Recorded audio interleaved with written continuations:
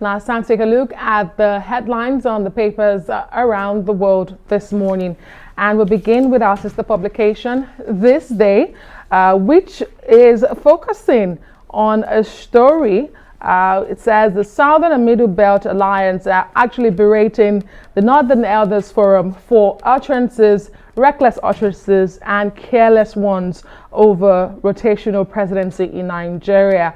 Riders follow there says One North assumption delusional, advises region to put purported numerical strength to productive use. Above the masthead there, it's a report, This Day's reporting, and it says non-oil earnings lifted federal government's revenue by 28% in April. Government rakes in 1.1 trillion naira. And finally, on the front page of This Day this morning, UNICEF says more than 300,000 killed in Northeast conflict. Over now to the Punch newspaper. Lots of screaming headlines there. A Papa gridlock persists. Lagos blames NPA.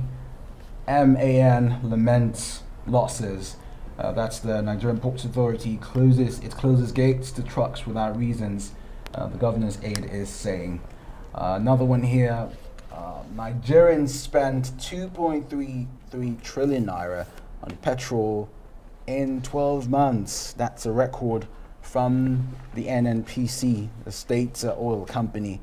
The CBN has something to say here. It's compulsory for Nigeria's businesses to accept e-naira.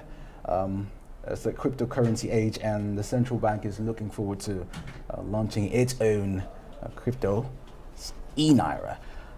Finally, from the Punch newspaper, Southern Middle Belt Alliance tackles Northern Elders Forum over voters' claim 2023 presidency. And moving over to The Guardian Nigeria, the big headline on the front page this morning says high electricity costs overwhelm Southeast businesses. Consumers are to pay more for electricity from January 22, and it says electricity now represents a whopping 80% production cost. You can catch up on the story on page 2. Now, just underneath that is a picture of President Muhammadu Buhari arriving in New York for the 76th session of the United Nations General Assembly. He's expected to speak on Friday to push vaccine equity at the UN General Assembly. Well, the nation leads with a likely showdown over the voucher. The nation, it's reporting that the federal government is directing remittance by firms to the Federal Inland Revenue Service. Above the masthead for the nation this morning, government not interested in naming terror sponsors. You can find that on page 5 as 1,182 cholera cases has now been reported in 13 states within a week. 61 hospitalized in Oyo State, southwest of the country. And resident doctors are rejecting cuts return to work order. This is coming just as Southeast pupils to sit for the missed examination. Those are some of the headlines on the front page of the nation. Going over now to the Daily Telegraph, the international scene. Price cap must go, say energy companies. Jeremy Hunt's got something to say. Sorry, France, I'm afraid you can't have your cake and eat it. Reacting to the ongoing sub-row. And finally, from the Daily Telegraph, PM delighted as US lifts ban on travelers from Britain.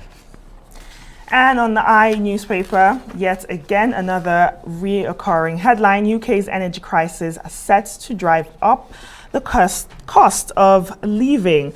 Now, the business minister refuses to scrap energy cap on household bills despite industry pressure. Just above that is another headline. Travel to America takes off. US welcomes double jab Brits from November. The Daily Star is also leading with gas crisis and its knock-on effects in the food industry. But it also puns on the Vera Lynn's famous wartime song, "We will meet again, don't know where, don't know when."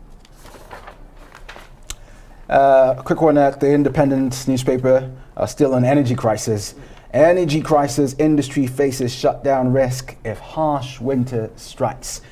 And no swift US trade deal for Britain, Prime Minister admits. And in front there is a bright picture of Michaela Coel, who just made Emmy's history. The British actor is now the first black woman to win the prize for outstanding writing in a limited series. And for the press review, Emmanuel Bello joins us now. Emmanuel, good morning. We are going to begin with This Day newspaper, and what I want to talk about is this reckless and careless utterance that the Southern Middle Belt Alliance is telling the Northern Elders Forum. They're saying that the Dr. Hakeem Baba Ahmed, who said the North could retain the country's presidency irrespective of the South if the region's numerical strength was factored in. He's saying this, they are saying that this utterance was reckless and careless. I do hear that Manuel Bello cannot hear us at the moment. The technical team will try to fix that, and then we'll come back to review the papers with him. There was one last paper I wanted to look at on the international scene. I think that was the Daily Mail, leading with Boris Johnson backing the campaign by the Daily Mail. So the Daily Mail started this campaign to urge family doctors to return to hospital to see physical patients. Because of the pandemic, at the moment, there are just about 57% of inpatient physical meetings with GPs. And so they got a big boost yesterday when the Prime Minister Boris Johnson backed that campaign and said, yes, we have to look for a way to increase GPs' consultations with individuals despite the pandemic. We have to find a way to live with it. And that's been the motto. That's been the drive of the Prime Minister in recent times, to say the pandemic may not be going anywhere. We have to look for a way to live with it. And so now it's a way to get back to normal. Let's get the doctors back to hospitals. I understand that the doctors are skeptical to go in because they're trying to protect themselves as well. They're trying to protect their families as well. However, this pandemic makes it seem like other illnesses and other diseases and other viruses have been forgotten because there are people in the hospital with other ailments. Exactly. So they need people to actually come in and take care of them. The problem now is how to mitigate the impact of COVID. Of course, we need to keep on doing what we've been doing, washing your hands, wearing the face mask, keeping the distance as much as you can, staying away from people who you've not been with for a long time. All right. I think we have Emmanuel Bello now for the press review. Emmanuel, if you can hear me, I was just asking you about this headline on This Day newspaper. The Southern Middle Belt Alliance is telling the NEF that their utterances have been careless and reckless. Yes, I think that's to be expected because I mean some of those statements were a bit. When I saw them myself, I was like, okay, this is setting the stage for a showdown, and we're beginning to see signs of that showdown. Baba Ahmed, came out so strongly to boast about the power of the North, especially the numerical, strength of the North, and now this pushback by the Middle Belt and of course their alliances, their allies in the South, and saying, look, why not use this numerical strength for something better? Why not turn into something like some form of economic power?